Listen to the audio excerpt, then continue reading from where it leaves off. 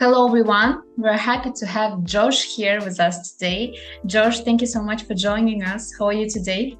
I'm very well. Thank you, Adia, for having me. Yes, and thank you for joining us again. And my first question is, how did you get started in the blockchain Web3 legal field? So interestingly, maybe like a lot of people, I I was representing a small company around the time of CryptoKitties that was a comic book company, and they said to me, Josh, can we years ago at this point, um, and I looked at him and I said, I don't know anything about crypto, like this is not my world. Like, I don't know anything about the stuff, this, nerdy stuff. And no, don't get me wrong, I've got my own nerdy stuff, but to me, crypto was, didn't make sense to me at the time. And I basically said, I can't do this, guys. I don't know anything about it. And they're like, you know, at the time I was representing a lot of gaming companies, and they said, well, Josh, you're cheaper than a real attorney, so can you figure it out? And I said, oh, thanks, guys. So I said, yeah, I guess I'll, study into it, and just charge you for the time. And I started going down the rabbit hole, and the rabbit hole was obviously very interesting. The power of blockchain and cryptocurrency, and now AI, right? They piqued my interest, and like, I didn't get into crypto because like I started studying about it because I wanted to. I got into it because I got pulled into it, right? But once I got pulled into it, I realized some of the things, particularly on the legal front, that crypto can do so much better than what traditional markets can do. Simple things like driver's license and titles and things like that were not quite there in the crypto world, but I can see the writing on the wall for the legal world, where a lot of people live annually to get their driver's license. They all have to drive to a central office. With crypto, you don't have to do that. So the savings in fuel worldwide for all the cars that would be driving to a central office is tremendous. And what happens in the world of crypto is you can actually make sure that the person who's supposed to get the credentials is getting the credentials, and that's a groundbreaking thing for the legal world. So that's how I got pulled in, and then I was down the rabbit hole. And just like a lot of people, once I was down the rabbit hole, it's kind of hard to climb back out. I'm now down the rabbit hole. All right, that's great answer. Actually, very interesting. And can you list some like primary legal issues surrounding cryptocurrency? I think the biggest ones in today's market is the uncertainty of the legal issues. We have in the United States, for example, and I know the rest of the world doesn't specifically get too awful bothered by what's happening in the United States, but they do pay attention. You have a SEC, which is very much going after pretty much anything they can go after. You have them, I think last week, they just filed against the first NFT project, of which until recently was considered the safe crypto project, was NFT offerings. Not so much by attorneys, but by clients, because they hadn't seen any cases going after NFT projects. Well, now it has happened. So there's a lot of uncertainty in the American market.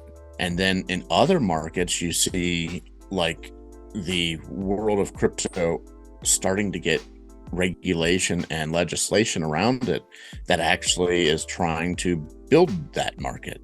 You have the European system with MiCA. You have what's going on in Singapore and Hong Kong through their legislation. You have even countries like the Caymans that have VASP legislation for digital offerings. So the biggest question that I would have legally today is probably kind of twofold. The first would be the question of uncertainty, and the second would be the idea of what they would call in the United States forum shopping. where are you going to build whatever the project is based on what is most friendly for the project? And that question is where the big money is legally, is doing that analysis. I know a lot of attorneys that don't do that analysis at all. They choose one place because that's where they're, comfortable. But I think the real question right this second should be thinking about where you're going to choose for your clients to build a project that's going to have the least regulatory issues. And I think that's the biggest question right now, besides the uncertainty. In what ways has case law started to shape the interpretation of blockchain in the legal system? I don't know that we're there yet. We did just have a decision in Ripple, and that obviously was on everybody's minds. There's been some other decisions that are interesting, but they're at the lower court levels. There was just a court that decided that cryptocurrency was a commodity, but it's at the lower court level in the United States. So, and I think that is what's going on pretty much everywhere. Is we're just now seeing the lower level courts make decisions, and ultimately what that means is no real decisions have been finalized, because it's going to go to the appellate court and then to possibly the Supreme Court if they were to grant cert in the United States. And there's courts all over the world, right? So it's not just the United States. But I think that there's a definite idea right now that the courts that are making decisions right now are not the courts that can make final decisions. So for attorneys, we're trying to advise our clients the best we can based off of these lower court decisions, with the aviso that we have this initial decision, but there's something else coming. And I think because of that, it goes back to that question of uncertainty. So there's certainly a lot of interest around what's going on in the court system, but there's also uncertainty because we're not at a high enough level court to know that we're going to be telling our client, hey, if you do this, you're probably okay. And how do you stay updated with the constantly evolving legal landscape of blockchain and Web3? Myself, how do I stay abreast of it? Several ways. One is I've actually built a news group for people that are interested in crypto, and we do audio sessions and podcasts as well. And the community is very good to post news articles that they're interested in. So it means that we don't have to specifically always be going out there and looking for news. News comes to us. That's a news group by the name of Rush Hour News. It's on Telegram, it's on LinkedIn. That's not my primary source right now. My secondary source is, because I'm reading this sort of news all the time, oddly enough, the algorithm for Google pushes me more of this news, and I've got to, at least it knows what sort of thing I'm looking for. So I tend to pay attention a lot to my feed in Google, because it's been pretty solid the past couple of years. Probably because of AI, like it's paying attention to what I'm reading. But ultimately, I try to make sure that my news collection is very diverse, because I want to make sure that the slant or the angle the news is coming in is very neutral in nature, because I want to have just real information. I don't really want the political slant. So that's where I get a lot of my news, is just by Google as well as our news group. Okay, and can you tell me, how does the immutability of blockchain records impact legal disputes? Currently, I don't think that it does a lot. I don't think that we've had enough court decisions to really say how it's going to function through the courts. From a theoretical point of view, I think the immutability of blockchain is really, really cool. For example, the issue that a lot of attorneys like myself think of is things that We don't want, for example, somebody to be able to say they graduated from a particular university if they didn't graduate from that particular university. And if a university gave you a NFT of the degree that you got that was tied only to you through, soulbound token or something like that, you're able to hold on to that forever. Now, the risk in that is, let's say the soulbound token is not really a soulbound token. It's more like what they're doing on the Near protocol. That same soulbound token can actually be revoked because it's done via database. So, once we have a true soulbound token on many platforms, I think it's very, very interesting for things like university degrees. And where the downside of that is depending on how the soulbound token's built, there's problems. I also think that the idea of licensing and other credentials are very interesting for blockchain. One of the things I see with attorneys, for example, is when I talk to an attorney in another country, I can't tell if they ever actually went to law school. And in the United States, it's pretty easy because in the United States, where most of the states have their attorneys through a central database that says, hey, their license is current, which means they also went to law school, which means they passed the bar exam, which means they also did their ethical test. So you have at least a base comprehension of the attorneys in the United States and some other jurisdictions as well, being what they say they are. In other places, that just doesn't exist. And blockchain can make it exist like overnight if they so chose. I think that's cool. I think that's really a groundbreaking thing for the attorney side. And it's only through that immutability that it actually functions. Because the one thing that you don't want to have is, for example, you don't want university degrees to become political. You don't want somebody to earn a university degree, the university gets mad at something they said, and later takes that back. Oh, no, you didn't really graduate from here. We don't like what you say. And that's a huge problem, right? And immutability, once something is put out there, at the very least, you know that what is out there was accurate at that time. And I think that's pretty cool. All right. With quantum computing on the horizon, how do you think it will impact the legal challenges surrounding blockchain Web3 space? I tend to equate quantum computing a lot with AI.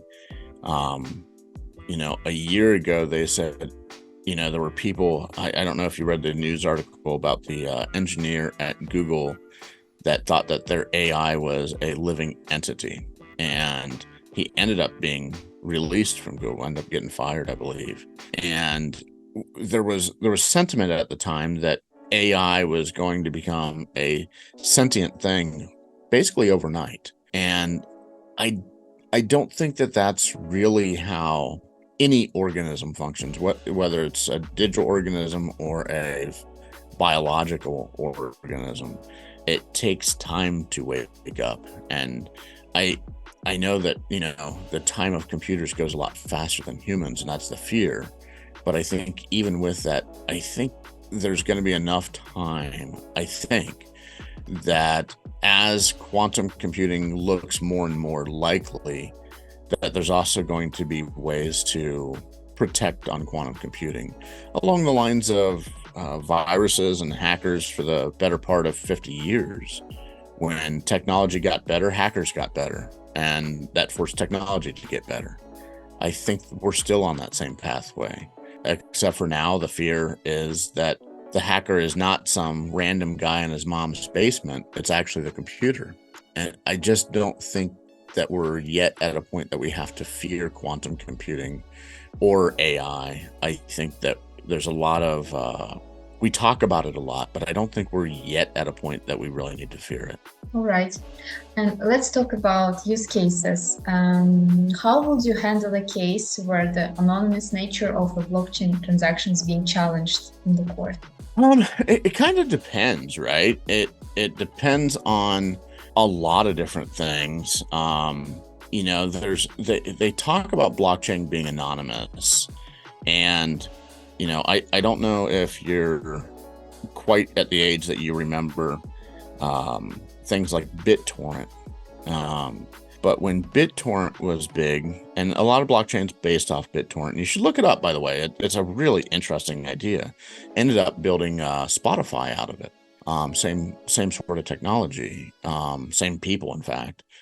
The idea behind torrents were I could rip a movie from a DVD and then I could put it out into the world for everybody to see. And,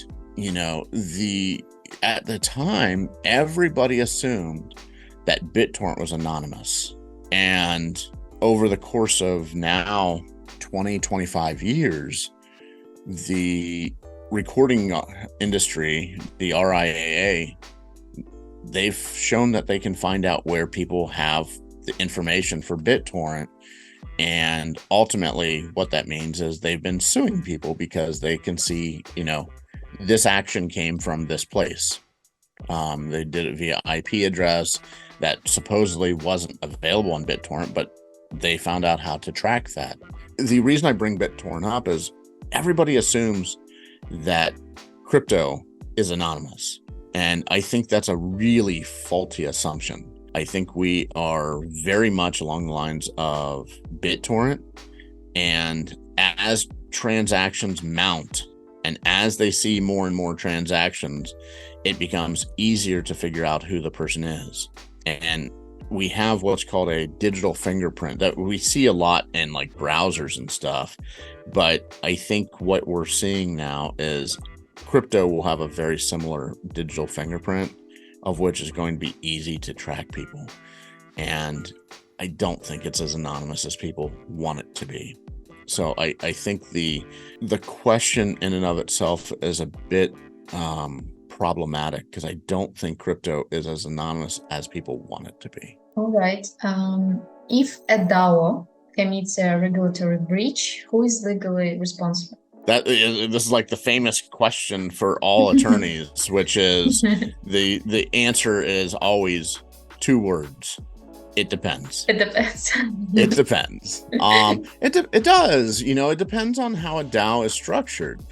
There's right now, this is actually a very timely question, because MakerDAO had a lawsuit of which somebody in MakerDAO got a MakerDAO email address and responded to the court and said, "We're a decentralized entity. You cannot file against us in your court. And because we're decentralized, you have no power over us. So go pound sand," right? And obviously I'm paraphrasing, but the idea there was that nobody had power over MakerDAO as far as courts go. And what you find there is a very simple answer from the attorney point of view, which is if you have no legal entity for anything, for a DAO, for a small family business, whatever the case may be, if you have no legal entity, you are the legal entity. And that is where people, have this beautiful view of what decentralized means. But ultimately, it's something that I speak about in panels and even keynote at conferences all the time, which is this question of, do you live in a house? And almost everybody says yes, right? Or an apartment, whatever the case may be. And I say, do you like your house? And they say, well, yes. Do you own your house? And a lot, probably a good half of the people say yes. And I say, and you have no legal entity for your DAO? And they say, no. And I say, okay, so when I sue you, the DAO, I'm going to sue you, the person. And when I do that, I really like your house. I'm going to take it. And people kind of go, oh, you can't do that. And I say, well, maybe you should be thinking about this idea that there's no such thing in the legal world of truly decentralized. Because if you don't have this thing protected, you are the protection. And people have a very hard time with that. They have a very hard time realizing that if they don't make some protections for their DAO members that ultimately every one of those DAO members could be sued. We've already seen cases on that. We're seeing cases right now, just like MakerDAO. There was questions about that on Tornado Cash. There's decentralized does not mean what people legally want it to mean. Legally, people want it to mean no responsibility. Ultimately, legally, what it means is you're personally responsible. If it's truly decentralized, I'm just going to sue all the deep pockets. So if you're one of the deep pockets, I really like your house. Have you ever faced ethical dilemmas while representing clients in the blockchain and Web3 industry? So the first thing you have to do when you talk about ethical dilemmas is you have to step back and explain what ethical is, because most people have a very, very wrong view of what ethics actually means. People have this kumbaya standard of what ethics is, which what they're really saying is morals. Is this right or is this wrong? And there is an idea of true morality, of everything has a truly right or wrong answer. Ethics does not deal with morality at all. And so let's make a really simple standard. Let's say you are there's a speed limit on your road of 50, and I'm not going to say miles or kilometers because this is international, so we'll just say 50. The speed limit is 50 and you go 51. I would ask you, Adia, if you go 51, are you being ethical? I'm not sure. The simple answer is no. Ethics only has to do with the law.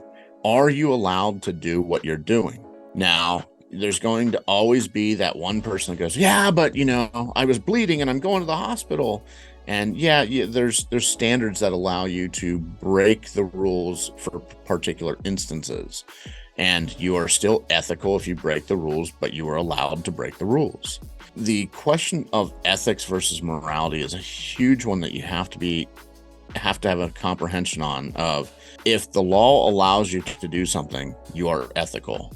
That does not mean you're moral. Just because the law allows you to do something doesn't mean that you should. You could still be a jerk, right? In terms of ethical issues, that's what I deal with all the time. It's what every attorney deals with all the time. Without looking at the ethics of what we're doing, there would be absolutely no need to have attorneys. So I pay attention to ethics on a daily basis. That's what we do. Were there instances where you had to drop a client due to their unethical practices in the space? There's been close calls, mostly because we're in a very gray area of law when it comes to crypto. And there's some things that we absolutely can do, and there's some things that we absolutely cannot do. And when we're at that stage of cannot, I have to tell the client, look, I can't do that thing with you, whatever that thing is. And, it becomes a push and pull, because I think many clients think that the attorney is there just to say no. And that's not really why we're there. We're there to say what they're legally allowed to do and legally disallowed to do. But sometimes we're at a stage where it's kind of like being on a mountain bluff, right? And there's a cliff right here. And we can stand on the edge of that cliff and even have our foot out over the cliff. As long as we don't drop down the cliff, the client's probably okay. But the second we drop down the cliff, for example, if a client was designing something that was going to be used in a negative way that would hurt people legally, we'd have to step away and say, I can't do this. I can't help you with this because you're legally building something. You're building a protocol that's designed to steal from people. That's a no-no. You can't do that. Doesn't matter if you can build it. Legally, we can't steal from people, right? So there's been a couple close calls, but ultimately when I talk to them, I say, look, if we just change this slightly, what you're trying to build to this other thing, that would be legally allowed. but doing it this way is probably legally disallowed. And most clients that I've had the pleasure of working with have been able to hear me when I finally explain it that way. So I haven't had to jump ship for questions of ethics. I've had to jump ship for other reasons. Clients don't have the ability to pay because they decided to buy a cruise boat or something, a yacht. I've found interesting things where clients spend their money on things they shouldn't have, which means that they can't pay for any of the people that are working with them, including legal, right? So I've had to jump ship when I wasn't being paid. But ethically, I haven't yet had to specifically get out of a project because they wouldn't listen to counsel. We've been able to change what they were doing enough that it seemed that it was appropriate. All right, Josh, thank you so much for these interesting cases. I have two last questions for you. The first one, did you jump into the Web3 law field because of its lucrative prospect, or do you genuinely believe in the technology's potential? I would say yes to both. I do genuinely believe in the technology's potential. I think that it has the potential to alleviate graft and corruption in government offices worldwide. If a transaction is hidden from a government because they're paying an oil company to do something that's illegal, you couldn't do that on, like non-zero knowledge crypto. You would just see the payments. So I think that there's some really cool things you can do to alleviate graft and corruption. On the idea of, is it profitable? It can be. I mean, we're in kind of a rough market right now, of which I've seen as much negative side of crypto as I see positive side monetarily. But yeah, I think that there's a reason people get into any market is because they see that there's a possibility of being able to feed their family with their work. And I don't see anything wrong with that. Okay, last but not least, how do you anticipate regulations evolving in the next 5 years for Web3? Currently, the United States, I think it highly depends on who gets voted president in the next election. If we end up with the current administration, I think it's just going to be more of the same for another 4 years, which is going to end up being 5 years because we're a year away from the election. On a different candidate, whoever that candidate is, who knows? If it's the previous president, I don't know. If it's somebody else worldwide, I think that there are many jurisdictions right now that are very much interested in seeing what goes on with the world of crypto, and more specifically regulating and legislating to make that beneficial to the country. I'm in talks right now with a presidential candidate in Honduras to be on their campaign staff. And while there's nothing finalized there, the candidate is very interested in using crypto to better their country, to better education, to better the ability of that country to try to get bonds and to basically be able to have a better credit score so they can build more infrastructure projects for the country, to avoid graft, to avoid corruption. So I think it all depends on the where. I don't think that the United States is the only place that matters. I think it's very important in the crypto world, just like it is in most markets.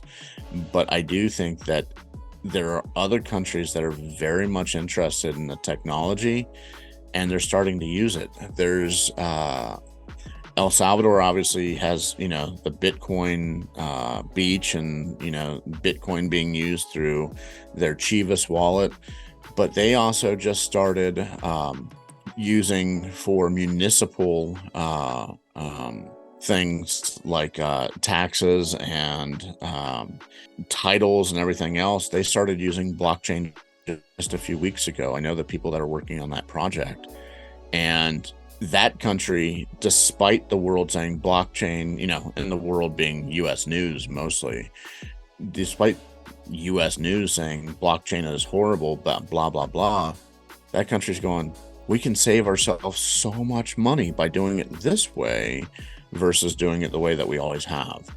And I think you see more and more jurisdictions seeing the value of blockchain, even if they do it in a way that the blockchain world, says, oh, you can't do that. That's not decentralized. These countries are like, decentralization is not their primary primary focus.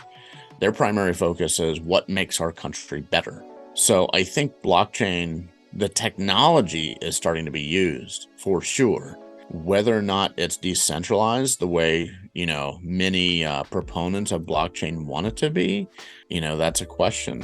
But with that being said, I think we are heading in that direction, and not all countries are going to be doing it the same way. But I do think that we're very close to that technology being a part of everyday life. The biggest downside to it where we currently are is the friendliness of the use of blockchain. And that's why a lot of times when I'm talking to builders in the blockchain world, I say we should be building for grandmothers. Like if grandmas can't access this technology easily, it's going to be hard to get mass adoption.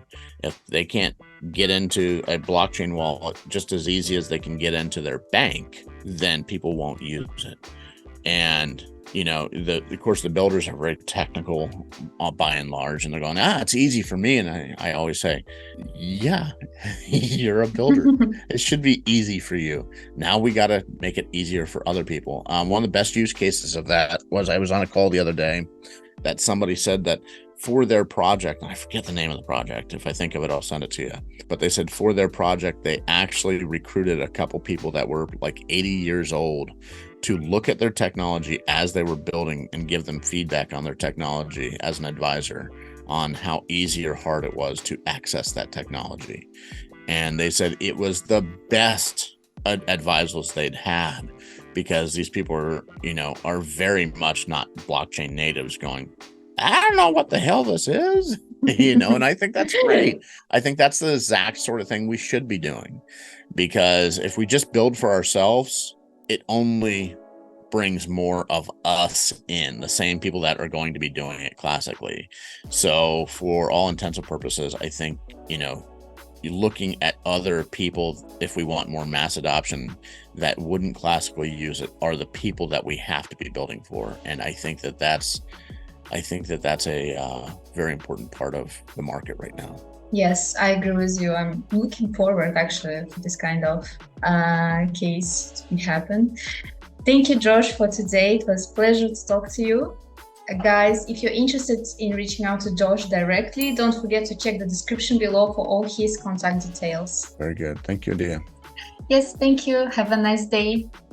Bye-bye. Bye-bye.